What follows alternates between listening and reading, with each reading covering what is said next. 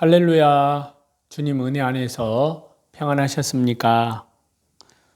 이 시간에는요, 구약성경 레위기 34강째인데요.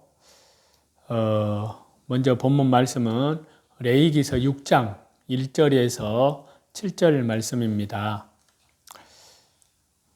먼저 본문 말씀을 읽겠습니다. 여호와께서 모세에게 말씀하여 이르시되 누구든지 여호와께 신실하지 못하여 범죄하되 곧 이웃이 맡긴 물건이나 전당물을 속이거나 도둑질하거나 착취하고도 사실을 부인하거나 남의 잃은 물건을 줍고도 사실을 부인하여 거짓 맹세하는 등 사람이 이 모든 일 중에 하나라도 행하여 범죄하면 이는 죄를 범하였고 죄가 있는 자니 그 훔친 것이나 착취한 것이나 맡은 것이나 이런 물건을 주운 것이나 그 거짓 맹세한 모든 물건을 돌려보내되 곧 그 본래 물건의 5분의 1을 더하여 돌려보낼 것이니 그 죄가 드러나는 날에 그 임자에게 줄 것이요 그는 또 그 속건 제물을 여호와께 가져갈지니 곧 내가 지정한 가치대로 양떼 중 흠없는 순양을 속건 제물을 위하여 제사장에게로 끌고 갈 것이요 제사장은 여호와 앞에서 그를 위하여 속죄한즉 그는 무슨 허물이든지 사함을 받으리라. 자, 이 말씀은요, 남의 제물에 대한 죄를 말씀하고 있는데요.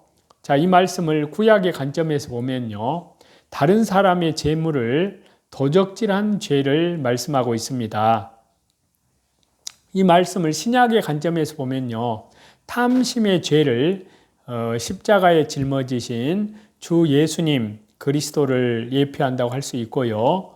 또 남의 제물에 대한 이 죄에 대한 이 말씀을 우리의 삶 속에 적용을 해보면요, 예수님을 통해서 탐심의 죄를 회개하는 성도의 신앙을 가리킨다고 할 수 있습니다.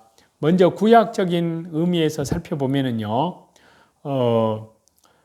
다른 사람의 재물을 도둑질하거나 탈취한 죄, 또 속여서 빼앗거나 힘으로 압제하여 탈취하는 모든 죄를 여기 레위기 6장 1절에서 7절 본문은 이렇게 포괄하고 있습니다.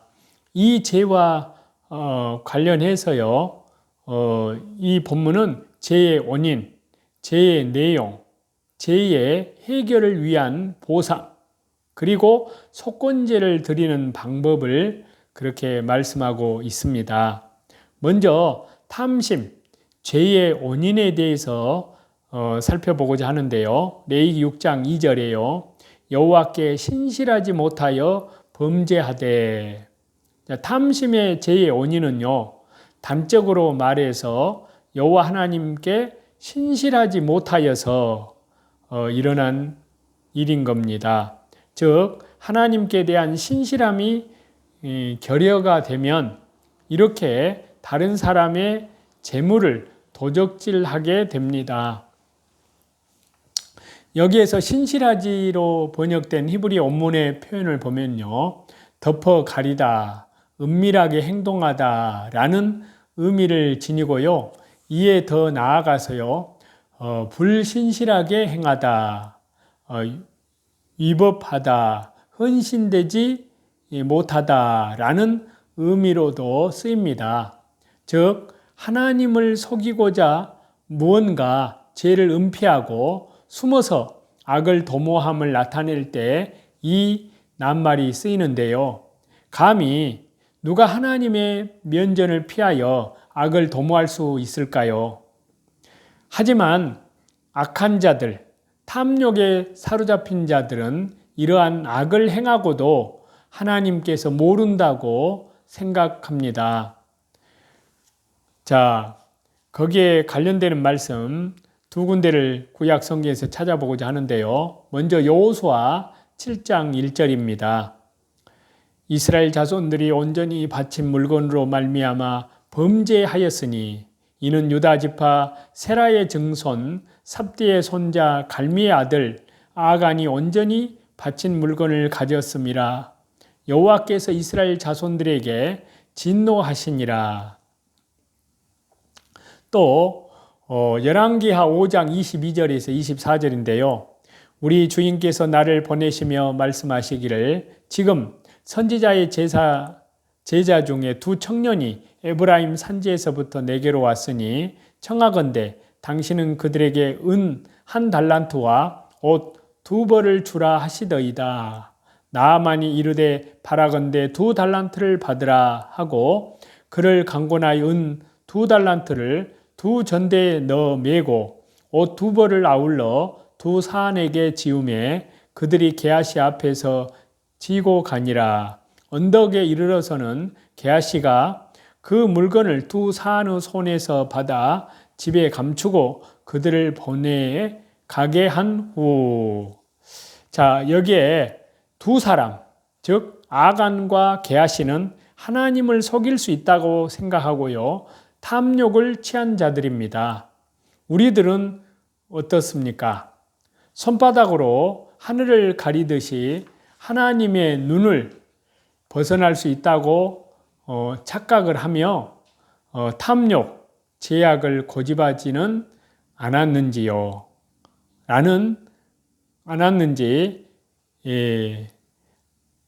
생각을 해보는데요. 하나님 앞에 신실해야 함을 우리에게 가르치고 있습니다. 하나님을 면전에 두고 살아갑니다. 또 살아야 하고요. 숨으려 하거나 속이려고 하면 결국 탐심죄에 걸려듭니다. 자, 탐심죄의 종류를 보면은요. 자, 레위기 6장 2절에서 4절입니다. 이웃의 물건이나 전당물을 속이거나 도둑질하거나 착취하고도 사실을 부인하거나 남의 이런 물건을 줍고도 사실을 부인하여 거짓 맹세하는 등 사람이 이 모든 일 중에 하나라도 행하여 범죄하면 이는 죄를 범하였고 죄가 있는 자니 그 훔친 것이나 착취한 것이나 맡은 것이나 이런 물건을 주운 것이나. 자, 맡긴 물건, 전당물을 속여 빼앗는 일, 도둑질하거나 착취한 사실을 부인하는 것, 남의 이런 물건을 줍고도 부인하여 거짓 맹세하는 죄, 이러한 것들이 그것입니다. 이 모든 죄악은 한마디로 자기 것, 자기의 소유가 아님에도 정당하게 수고하여 얻은 것이 아님에도 자기 것처럼 취하는 일로 정리가 됩니다. 즉, 자기가 가져서는 안 될 것을 가지려 하는 모습인데요. 최초의 범죄가 이에서 시작이 되었고요. 계속되는 범죄가 그와 같습니다. 인류의 시조 아담은요, 자기가 범하지 말아야 하고 탐내지 말아야 할 선악과를 탐내어 먹었습니다. 다른 모든 과실을 다 주셨고 그 하나만 금하였건만요, 이를 탐하여 먹고 맙니다. 자, 창세기 2장 16절과 17절을 보겠습니다. 여호와 하나님이 그 사람에게 명하여 이르시되 동산 각종 나무의 열매는 내가 임의로 먹되 선악을 알게 하는 나무의 열매는 먹지 말라. 내가 먹는 날에는 반드시 죽으리라 하시니라. 또 창세기 3장 6절 말씀을 보겠습니다. 여자가 그 나무를 본즉 먹은직도 하고 보암직도 하고 지혜롭게 할 만큼 탐스럽기도 한 나무인지라. 여자가 그 열매를 따먹고 자기와 함께 있는 남편에게도 주매 그도 먹은지라. 자, 이처럼 탐심의 죄가 아담에게 거슬러 올라가는 뿌리, 깊은 것이기 때문에 온 인류 누구도 자유롭지를 못합니다. 성경은 이에 대해서 누구도 예외가 없음을 뚜렷하게 밝히는데요. 예컨대 다윗과 아합을 들 수가 있습니다. 다윗은 우리가 아는 역사상의 가장 경건한 왕이었습니다. 아합은 역사상 가장 불경하고 사악한 왕이었습니다. 하지만 둘 다 탐욕으로 범죄하였습니다. 다윗은 탐욕, 탐심의 죄로 인해서 바세바와 간음하고 밧세바를 자기 아내로 취하고자 우리아를 모살하는 죄를 저질렀습니다. 자, 그 말씀을 보겠는데요. 사무엘하 12장 1절에서 9절인데요. 여호와께서 나단을 다윗에게 보내시니 그가 다윗에게 가서 그에게 이르되 한 성읍에 두 사람이 있는데 한 사람은 부하고 한 사람은 가난하니 그 부한 사람은 양과 소가 심히 많으나 가난한 사람은 아무것도 없고 자기가 사서 기르는 작은 암양 새끼 한 마리뿐이라. 자기에게 온 행인을 위하여 자기의 양과 소를 아껴 잡지 아니하고 가난한 사람의 양 새끼를 빼앗아다가 자기에게 온 사람을 위하여 잡았나이다 하니 다윗이 그 사람으로 말미암아 노하여 나단에게 이르되 여호와의 살아계심을 두고 맹세하노니 이 일을 행한 그 사람은 마땅히 죽을 자라. 나단이 다윗에게 이르되 당신이 그 사람이라. 그러한데 어찌하여 네가 여호와의 말씀을 없이 여기고 나 보기에 악을 행하였느냐. 네가 칼로 햇사람 우리아를 치되 암몬 자손의 칼로 죽이고 그의 아내를 빼앗아 네 아내로 삼았도다. 자, 그 다음은요. 아합은 자기와 무관한 나봇의 포도원을 탐내어서 이를 얻고자 나봇을 죽였는데요. 자, 그 내용을 살펴보겠습니다. 열왕기상 21장 2절에서 16절에 나오는데요.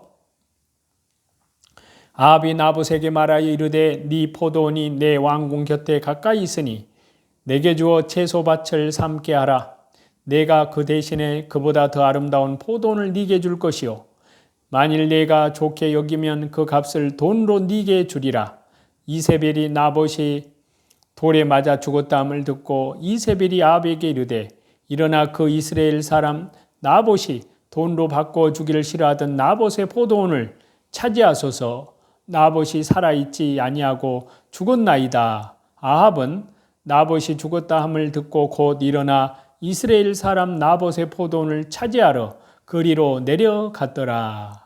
자, 이처럼 모든 사람은 악하건 선하건 그 정도의 차이만 있을 뿐 탐욕, 탐심과 무관하지 않습니다. 다 연결되어 있습니다. 그래서 모두 속건제가 절대적으로 필요합니다. 이 속건제를 위해서 바로 우리 주 예수님께서 이 땅에 오셨고 또 십자가에서 죽음을 당하셨습니다. 한편으로 속건제의 보상과 제물 드리는 방법을 이제 말씀하고 있는데요. 자, 이 말씀을 신약적인 관점에서 비춰보면요. 그와 연결되는 말씀이 이사야 53장 10절입니다. 여호와께서 그에게 상함을 받게 하시기를 원하사 질고를 당하게 하셨은즉 그의 영혼을 속건제물로 드리기에 이르면 그가 씨를 보게 되며 그의 날은 길 것이요 또 그의 손으로 여호와께서 기뻐하시는 뜻을 성취하리로다.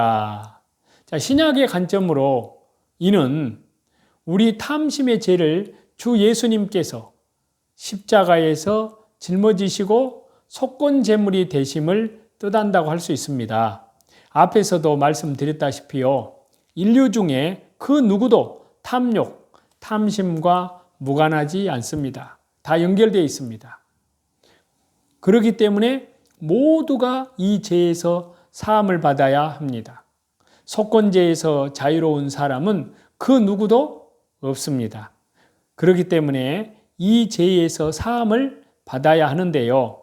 예수님의 고난을 다루는 이사야 53장 10절에서 예수님께서 자기를 속건제물로 드리셨다고 증언을 한 것은 바로 이 사실과 연결이 된다고 할 수 있습니다.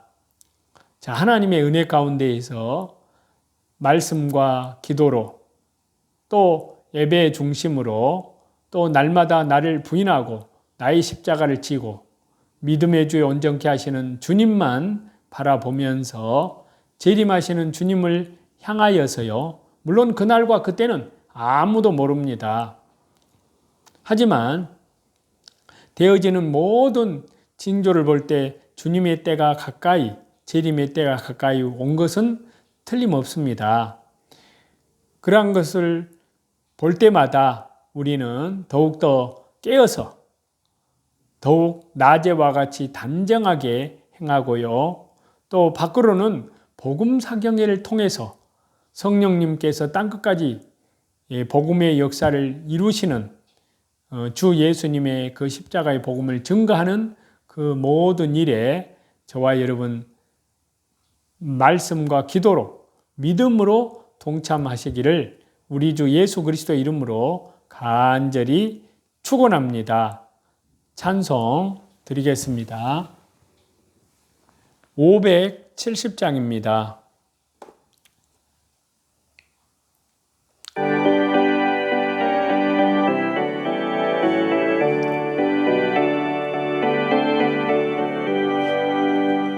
주는 너를 기르시는 목자요, 나는 주님의 귀한 어린 양.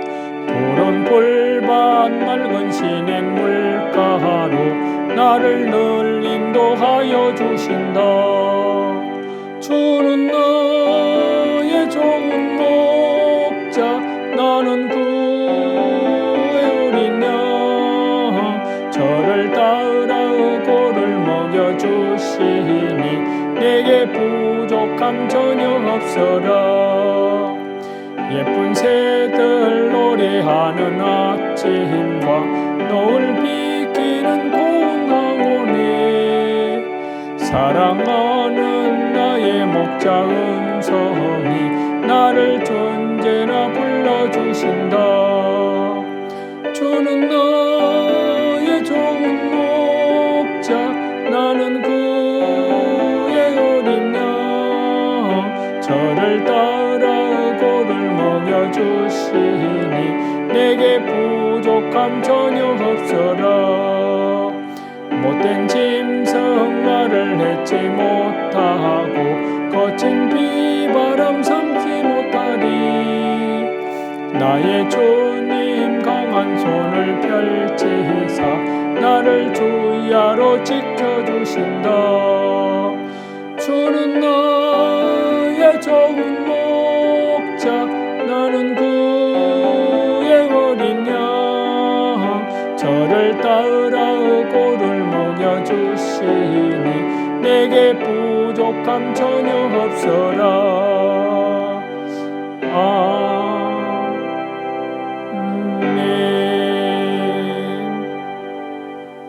모든 존귀와 영광과 감사와 찬양을 우리 성삼위 하나님께만 돌립니다.